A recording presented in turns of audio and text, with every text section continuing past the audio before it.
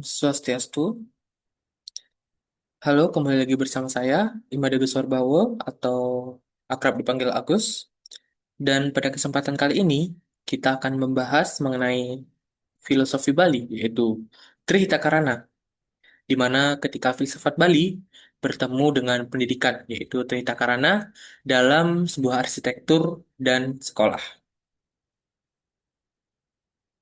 Langsung saja, di sini saya sertakan kalimat pembuka, yaitu hidup bahagia bukan hanya soal materi, tetapi tentang harmoni dengan Tuhan, manusia, dan alam. Nah, kenapa filsafat ini bisa lahir di Bali? Nah, tentunya Trihita Karana, Trihita Karana atau filsafat ini lahir dari budaya Bali. Namun maknanya itu tidak terbatas pada masyarakat Bali saja. Cerita Karana atau yang kita kenal dengan THK itu memiliki dimensi yang universal, yang relevan bagi semua manusia. Kata tri yang berarti tiga dan hita berarti kebahagiaan, serta karana yang artinya penyebab atau sebab. Jadi kita gabungkan sehingga memiliki makna yang secara sederhana yaitu tiga penyebab kebahagiaan. Tetapi kalau kita telah lebih dalam lagi, THK itu bukan sekedar ajaran, moral, atau etika, tapi melainkan sebuah kerangka filosofis yang mengatur keseimbangan hidup manusia dalam tiga relasi. Apa saja relasinya? Dengan Tuhan, sesama manusia, dan alam. Nah, mengapa topik ini penting? Karena di era modern ini, kita sama-sama merasakan dan menghadapi bahwa banyak sekali krisis yang terjadi, mulai dari krisis lingkungan, degradasi moral, dan orientasi pendidikan yang hanya berfokus pada titik ujian atau nilai. Nah, THK ini sebenarnya menawarkan jawaban yang sangat relevan untuk krisis-krisis tersebut. Kita mulai dari konsep dasar cerita karena terlebih dahulu. Nah, di sini terdapat tiga pilar THK, yaitu parhayangan, relasi dengan Tuhan. Sebenarnya ini adalah sebuah fondasi spiritual di kehidupan, di mana di Bali, THK ini hadir sebagai doa, persembahyangan, dan pura sebagai pusat rohani. Parhayangan mengingatkan bahwa hidup manusia itu tidak bisa dilepaskan dari kekuatan transenden atau kekuatan spiritual. Tentunya jika hubungan ini terabaikan, hidup akan kehilangan makna moral serta akan kehilangan arah. Kemudian yang kedua adalah pawongan. Relasi dengan sesama manusia, di sini THK mengajarkan sebuah harmoni sosial, di mana pawongan itu tampak dalam budaya gotong royong atau ngayah yang kita kenal sebagai masyarakat Bali, serta sebuah solidaritas dari komunal. Nah, penelitian Yanti dan Wibawa tahun 2022 menunjukkan bahwa prinsip powongan ini meningkatkan kohesi sosial dan rasa kebahagiaan kolektif di masyarakat Bali. Artinya, kebahagiaan itu tidak lahir dari individualisme, tetapi lahir dari relasi yang sehat dengan orang lain. Nah, selain orang lain, ada pelemahan, yaitu relasi dengan alam. Ini adalah dimensi ekologis dari Trita Karana. Karena alam itu bukan sekedar sumber daya untuk dieksploitasi secara terus-menerus, tetapi bagian dari kehidupan yang harus dijaga. Aturan ada di Bali mengatur sawah, hutan, dan sumber air agar tetap lestari dalam awik-awik yang diserahkan pada desanya masing-masing. Bahkan, sistem subak yang terkenal secara global adalah implementasi nyata dari pelemahan. Tentunya ketiga dimensi ini saling terkait. Jika salah satunya rusak, maka harmoni kehidupan tidak akan tercapai. Seperti yang dikatakan oleh Putra dan Sudirta tahun 2023, krisis lingkungan di Bali terjadi karena pelemahan diabaikan dalam pembangunan.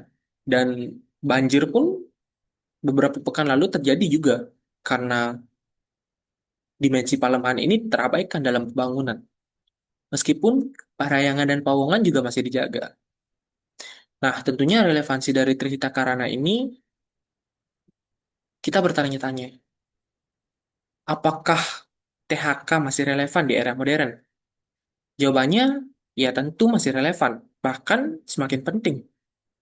Di tingkat lokal, THK ini menjadi fondasi sebuah adat Bali. Awik-awik desa adat seringkali mengandung aturan yang berakar dari nilai THK. Tentunya ini memastikan bahwa spiritualitas, solidaritas sosial, dan kelestarian alam tetap terjaga. Nah, pada tingkat global, kita lihat THK selaras dengan visi Education for Sustainable Development atau yang kita kenal dengan ESD dari UNESCO. Nah, ESD ini menekankan perlunya pendidikan yang menyiapkan generasi muda untuk hidup berkelanjutan. Tentunya dengan kesadaran spiritual, sosial, dan ekologis. Nah, namun jika kita perhatikan secara kritis, kita tentunya harus melihat adanya sebuah paradoks. Banyak sektor pariwisata di Bali yang menggunakan istilah THK sebagai slogan, tetapi kita lihat praktiknya justru merusak alam dan menyingkirkan masyarakat lokal. Nah, inilah sebenarnya risiko terbesar. THK direduksi menjadi sebuah simbol tanpa implementasi yang nyata. Kemudian kita lihat implementasi THK dalam kehidupan dan pendidikan. Nah, kita kenal dalam kehidupan sehari-hari, masyarakat Bali, implementasi THK mungkin masih terlihat nyata. Parahyangan hadir dalam sebuah ritual harian dan upacara besar di pura. Pawongan tampak dalam gotong royong, sistem banjar, serta solidaritas dalam masyarakat Bali yaitu ngayah. Pada dimensi Palemahan itu diwujudkan dalam pelestarian sawah, hutan, serta aturan adat yang menjaga air serta tanah. Nah, dalam pendidikan, nilai THK inilah yang seharusnya ditanamkan sejak dini. Swete dan Utami tahun 2022 menemukan bahwa integrasi Trita Karana dalam kurikulum itu terbukti meningkatkan kepedulian sosial, spiritualitas, dan kesadaran ekologi siswa. Tetapi faktanya apa? Faktanya itu pendidikan formal di Indonesia masih lebih menekankan pencapaian akademik, ujian, dan nilai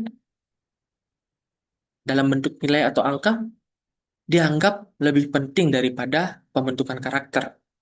Ya, akibatnya kita lihat dimensi spiritual, sosial, dan ekologis agak kurang untuk mendapatkan porsinya. Kemudian kita bahas mengenai THK dalam arsitektur dan tata ruang. Nah, tentunya arsitektur Bali ini adalah bukti nyata bagaimana THK itu diimplementasikan secara sistematis. Konsep Sange Mandala itu adalah konsep yang membagi sebuah ruang sesuai orientasi kosmologis, di mana seperti misalnya pura di arah suci, rumah di bagian tengah, dan ladang yang di sekeliling. Tentunya setiap bangunan itu memiliki makna filosofis yang menunjukkan keseimbangan parahyangan, pawongan, dan pelemahan. Namun, kita lihat perkembangan modern saat ini tentunya membawa tantangan yang serius. Contohnya, urbanisasi, pembangunan hotel, dan pariwisata massal yang telah mengubah tata ruang Bali.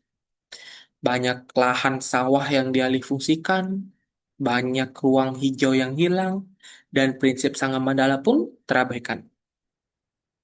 Meski begitu, beberapa ada juga yang adaptasinya positif. Beberapa arsitek Bali dan investor tetap mencoba mengintegrasikan THK dalam desain eco-resort dan green building. Nah, penelitian Arsana dan Yuliantari mencatat bahwa konsep dari eco-resort dan green building ini mencakup pemakaian material lokal, efisiensi energi, serta harmoni dalam sebuah lanskap alam.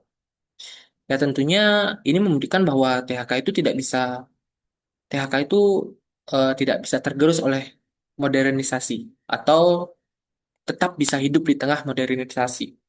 Asal tidak hanya dijadikan sebuah simbol belaka. Kemudian kita lihat cerita Karana dalam pendidikan SMP. Nah, sekarang bagaimana sih THK diterapkan dalam pendidikan SMP? Tentunya kita kenal usia remaja itu adalah fase pembentukan karakter. Sehingga menanamkan THK ini sangat penting dalam diri mereka. Parahyangan contohnya, doa atau refleksi spiritual sebelum memulai pelajaran, ini bisa dibiasakan untuk siswa, agar siswa memiliki kesadaran yang transenden. Kemudian pada konsep pawongan, kerja kelompok, gotong royong, dan kolaborasi dalam pembelajaran, Hal inilah yang menumbuhkan solidaritas sosial. Kemudian dalam bentuk pelemahan, mungkin proyek lingkungan di sekolah seperti penghijauan itu atau pengelolaan sampah dan hewan energi itu adalah salah satu contohnya. Nah, penelitian Sweta dan Utami tahun 2022 membuktikan bahwa penerapan nilai THK di SMP itu meningkatkan kepedulian sosial dan kebahagiaan siswa. Yanti dan Wibawa tahun 2022 juga menambahkan bahwa siswa yang terlibat dalam proyek lingkungan berbasis Trihita Karana ini memiliki motivasi belajar yang lebih tinggi daripada siswa yang tidak terlibat dalam proyek lingkungan berbasis THK. Namun tentunya tantangan ya namanya tantangan tetap masih ada. Banyak guru masih fokus kepada ujian sehingga aspek afektif dan ekologis kurang diperhatikan. Solusinya ya tentu penggunaan project based learning. Atyani et al. Tahun 2021 menunjukkan bahwa pembelajaran berbasis proyek dengan muatan kearifan lokal sangat efektif dalam menanamkan nilai THK. Tentunya metode ini sejalan dengan Merdeka Belajar, yang memberi ruang bagi siswa untuk belajar dari pengalaman nyata. Lalu sintesis kritisnya apa? Nah, jika kita tarik sebuah benang merah, THK itu adalah sebuah jembatan antara tradisi dan modernitas, di mana nilainya bisa menjadi sebuah jawaban atas krisis lingkungan, degradasi moral, dan sistem pendidikan yang terlalu sempit. Tapi tetap memiliki risiko besar yang tetap mengintai. THK itu bisa direduksi menjadi sebuah jargon, dipakai dalam brosur pariwisata, dimasukkan ke dalam kurikulum, tetapi tidak benar-benar diimplementasikan. Untuk itu, diperlukan sebuah kolaborasi lintas sektor, masyarakat adat yang menjaga nilai dan tradisi, pendidik yang mengintegrasikan ke dalam pembelajaran arsitek yang mengadaptasikan dalam tata ruang dan pemerintahan mendukung dengan kebijakan yang konsisten tentunya. Sehingga itulah yang dimaksud dari kolaborasi dari lintas sektor. Nah, sebagai penutup, mari kita tegaskan kembali bahwa Trihita Karana bukan hanya sebuah filosofi lokal, tapi juga sebuah solusi global. Jika kita terapkan secara konsisten dalam kehidupan sehari-hari, tentunya pekerjaan seperti arsitektur dan bidang pendidikan akan berdampak dan mampu melahirkan generasi muda yang cerdas, akademis, berkarakter, kuat, peduli, peduli lingkungan, serta hidup harmonis dengan sesama dan Tuhan. Kebahagiaan sejati menurut THK itu tidak lahir dari materi semata. Ia lahir dari keseimbangan antara spiritual, solidaritas, dan ekologi. Inilah pesan abadi yang sangat relevan bagi masa depan pendidikan dan peradaban manusia. Ini adalah daftar pustaka yang saya gunakan untuk penyampaian materi pada kali ini. Dan terima kasih atas kesempatannya. Semoga dengan bekal Trihita Karana ini kita mampu menjawab tantangan-tantangan global yang terjadi, baik itu dari segi parayangan, palemahan, maupun pauangan. Sekian dari saya, terima kasih.